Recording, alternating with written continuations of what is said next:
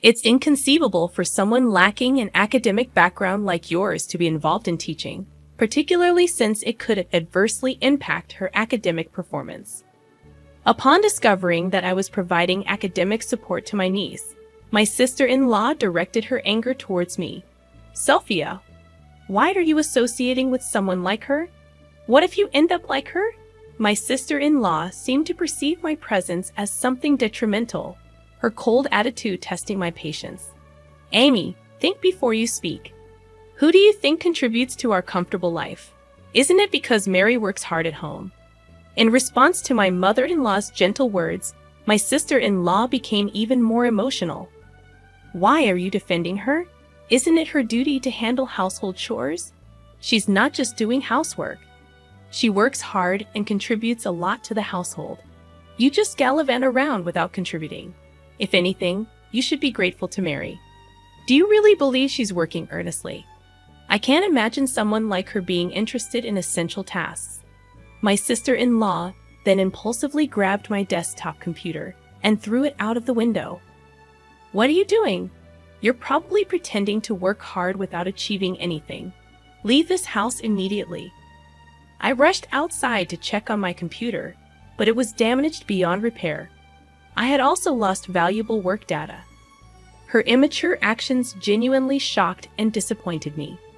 I couldn't fathom continuing to live together under such circumstances.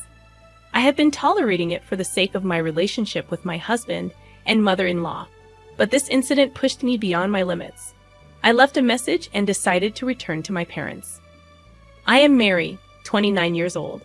Last year, I started a new life with my beloved husband, SIL. Initially, we imagined living in a city apartment as we both worked nearby. However, SIL was always concerned about his mother's health, as she often experienced knee pain due to her previous job. Walking even a short distance required frequent breaks. Knowing this, we suggested living together. Upon hearing our proposal, she brightened up and said, "Mary, you want to live with us? I'm so happy." She's a genuinely kind-hearted person and warmly welcomed me. However, my sister-in-law, Amy, was fixated on academic backgrounds. During our first family meal, my educational background came up, and her demeanor changed. "Mary, you didn't go to college, right? Why would SIL choose someone like you?" She spoke to me in a somewhat harsh manner. "Sis, that's not a nice thing to say. Mary graduated from a national university, and SIL and I graduated from a famous private university. Couldn't you find someone smarter and more charming?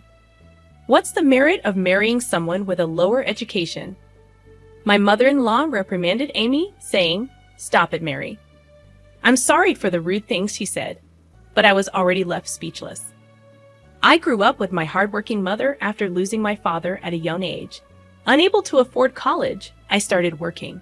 In such circumstances, I was fortunate to work at a tax accountant office, and another opportunity came my way. My boss encouraged me, saying, "Why don't you try getting a certified public accountant qualification, Mary? I believe you can do it." Encouraged by his support, I embarked on a new challenge, hoping to secure better job opportunities, increase my income, and better support my mother. My husband understood my aspirations and conveyed my efforts to my sister-in-law. However, she remained cold and indifferent. Despite my genuine intentions, my sister-in-law's words cut deep when she uttered, "If Mary becomes pregnant, I hope the child won't take after her and will be intelligent." These words struck me unexpectedly, making me question if my feelings stemmed from having only a high school diploma. Perplexed, I chose not to escalate the situation, refraining from further discussion. Subsequently, my sister-in-law would frequently mock me over trivial matters, commenting on my cooking speed or reminiscing about her university days during casual conversations, seemingly to taunt me. What bothered me more was that she imparted similar comments to her daughter, Sophia. Sophia, being a kind-hearted child, obediently listened to her mother's words.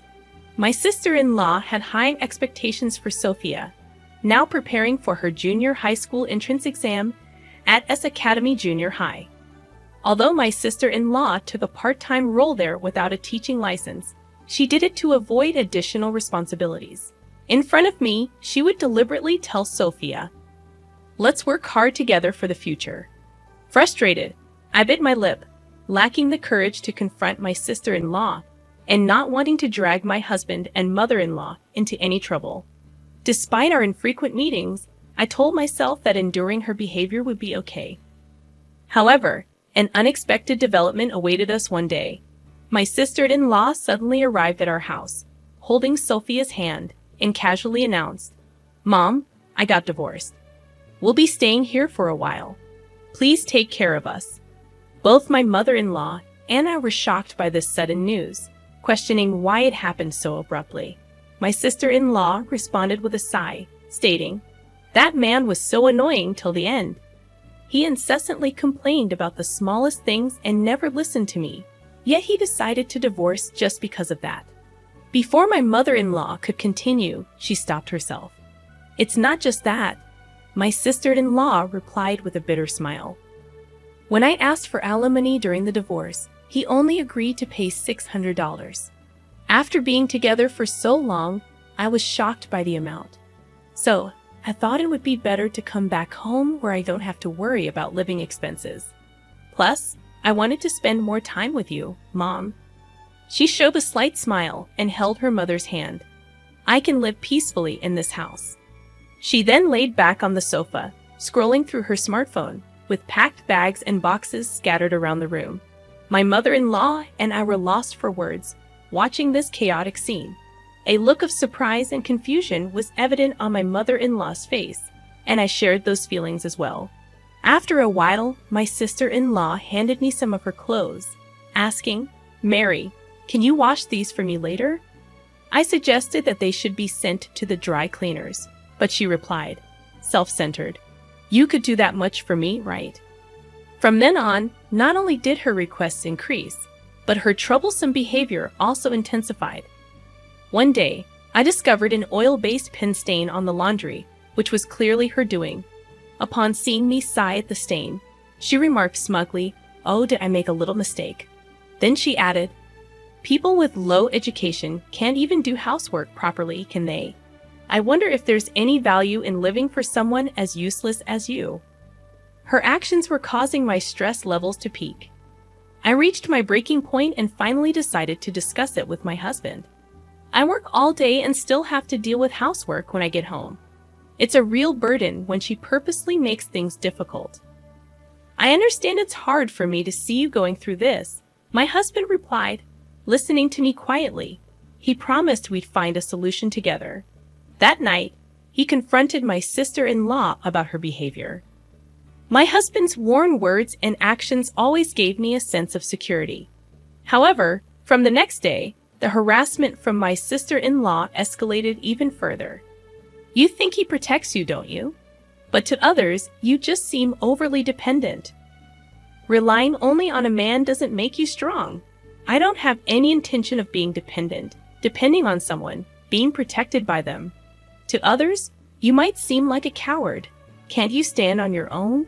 Holding back my emotions became harder with each of my sister-in-law's words. Despite facing many hardships in life and taking pride in overcoming them, I couldn't stand being hurt by her words. Seeing my distress, my husband seemed wary from the constant confrontations with his sister and began avoiding her. However, my sister-in-law's harassment didn't stop with me. It began affecting Sophia as well. She was keen on getting Sophia admitted to S Academy and was eager to send her to a tutoring school. "Sophia, what's this test score? You can't get into S Academy with these grades. I apologize if your grades don't improve. Maybe you will need to hire a tutor. But remember, it's up to how hard you work." Sophia, looking like she was on the verge of tears, nodded. She had already been going to a cram school every day after school, and getting a private tutor would make her lose any free time she had left. Feeling sorry for Sophia, I offered, "Do you want to study with me? I can help you with some things, really. Of course, I'm here for you." From then on, we started studying together, being careful not to get noticed by my sister-in-law. Although Sophia sometimes struggled, she grasped concepts when taught patiently. "Mary, I got 80 points on my test." "That's great," Sophia exclaimed. "You worked really hard." Sharing that success brought genuine warmth to our hearts. My mother-in-law, who noticed our efforts, sometimes cheered us up secretly by sharing delicious cakes with us. The time spent with her and Sophia became my healing moments. However, this peaceful time was short-lived. One day, while studying with Sophia, my sister-in-law unexpectedly returned home. Seeing us, she shouted, "What are you doing? You, with no formal education, are teaching her? I can't believe it. You might make her grades drop. Stay away." Furthermore, my sister-in-law slapped Sophia on the shoulder and yelled, "Why are you spending time with her? Do you want to end up like her?" The way she spoke about me as if I were contagious made my anger boil over. All the things I had been holding back just overflowed. As I told you before, I'd only graduated high school due to financial reasons. Judging someone solely based on their educational background is wrong. "What did you say?" My sister-in-law exploded even more. Hearing the commotion, my mother-in-law intervened, saying, "What's happening here? Mary is getting too close to Sophia." What if her low educational background influences Sophia? Do you know who's ensuring our comfortable lifestyle? Haven't you seen how hard Mary works at home? My mother-in-law's calm yet pointed words only fueled my sister-in-law's anger. "Why are you defending her? Anybody can do household chores. It's not just chores. She's working hard, contributing to our household. All you do is go out and play, indifferent to what's happening at home. You should be more grateful. Are you saying she has a proper job? I can't believe it." With that, my sister-in-law grabbed my PC from the desk and threw it out the window. "Why would you do that? That job you cherish so much probably isn't that big of a deal. Stop acting so pretentious. Just leave this house already." I rushed outside in a panic to check my computer, but it was broken beyond repair. It contained my work's vital data. Feeling anger and disappointment towards her childish behavior, living together with someone like this became impossible. For a long time, I had valued my relationship with my husband and mother-in-law, trying to protect our household. However, I had felt my limits. That night, I left a note and decided to return to my parents' home. The next morning, I received repeated calls from my sister-in-law, but I ignored all of them. However, within a week, my husband and sister-in-law showed up at my workplace. He strongly conveyed his apologies, saying, "Amy's completely wrong this time.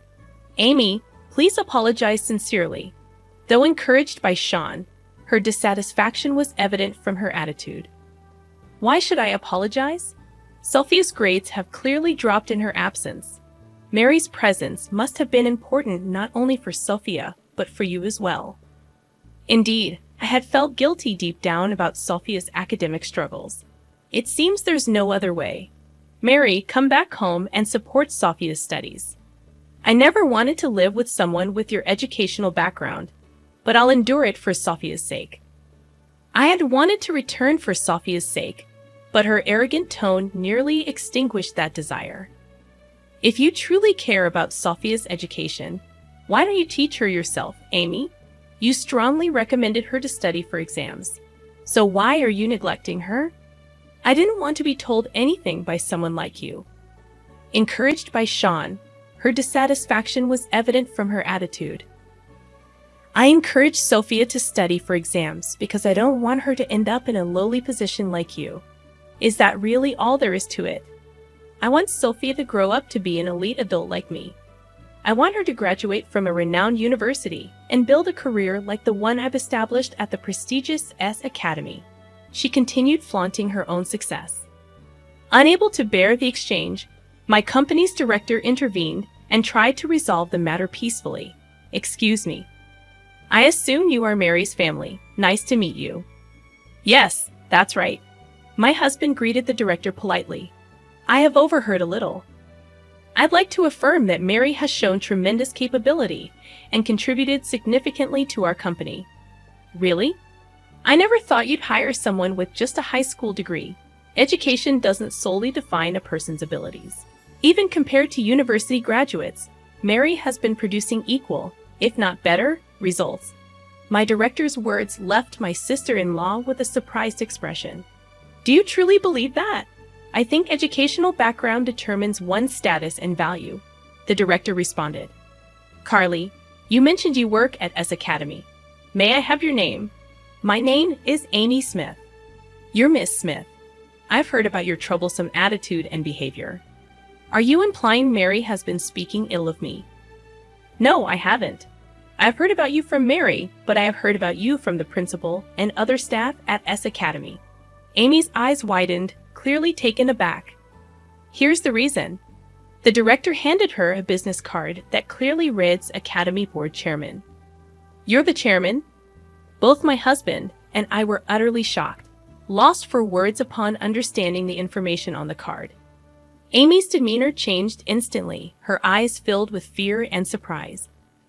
I've heard about your behavior and issues within the academy, delegating your work, shirking responsibilities, and even discriminatory actions towards students. Numerous problems have been pointed out. In a panic, Amy responded, "That's not true." Of course, I was considering a direct response. Upon hearing this, my sister-in-law started to panic. I can't lose my current job. I just got divorced and did stuff to support my daughter and myself. She begged desperately, with a serious look on her face. The principal replied calmly but with deep understanding. Our school's policies and philosophies are clear. We cannot tolerate work behavior like yours. My sister-in-law was devastated and burst into tears on the spot. The next day, an official notice from S Academy confirmed that she had to leave the school. Unable to hide her shock, she returned home in confusion. Afterwards, she locked herself in her room, and occasional voices of anger and dissatisfaction could be heard. This situation started affecting the family dynamics. Her stress was often directed at Sophia, and the tension in the household grew day by day. How can you not even solve this simple problem for a sixth grader? This is unacceptable. You will not rest or sleep until you finish this textbook tonight, so make sure to get it right. Sophia had been studying under this strict guidance day after day, and her fatigue was evident on her face. I was worried she might follow Amy's path. Stop pushing Sophia like this. Think about what you're doing, my mother-in-law interjected, unable to bear the situation. Mom, shut up. I don't want to hear anything you say. Taking the situation seriously, my mother-in-law finally told Amy to leave the house. Amy, you can't stay here any longer. Leave now. Why should I be the one to leave? You're the one pushing Sophia to the brink and harming her mental health. If you care about her as your own daughter, leave this house now. I can't believe you're trying to take my daughter away from me. My mother-in-law asked the distressed Sophia. Sophia, what do you want? Do you want to stay in this house or go somewhere else with your mother? Sophia's answer was clear. I want to stay in this house. I'm scared to be with Mom. Shocked by these words, Amy lowered her head and cried. But my mother-in-law's resolve was firm, and she escorted her daughter out of the house. Reflect sincerely on your actions. What you did can never be tolerated. With that, my mother-in-law closed the door. Afterwards, my sister-in-law ended up losing her job and home. She tried various jobs, but due to her personality, she struggled, and her difficult life continued. With her gone, I returned to my mother-in-law's home and regained our peaceful daily life. Sophia regained her peace of mind and started to smile every day. When we learned that she wanted to continue her studies, we, as a couple, decided to support her. A year later, Sophia successfully passed the entrance exam to S Academy. As her hard work finally bore fruit, we felt genuine relief and joy. Now Sophia continues to work hard towards her dream of becoming a teacher, and we hope to continue supporting the path she has chosen.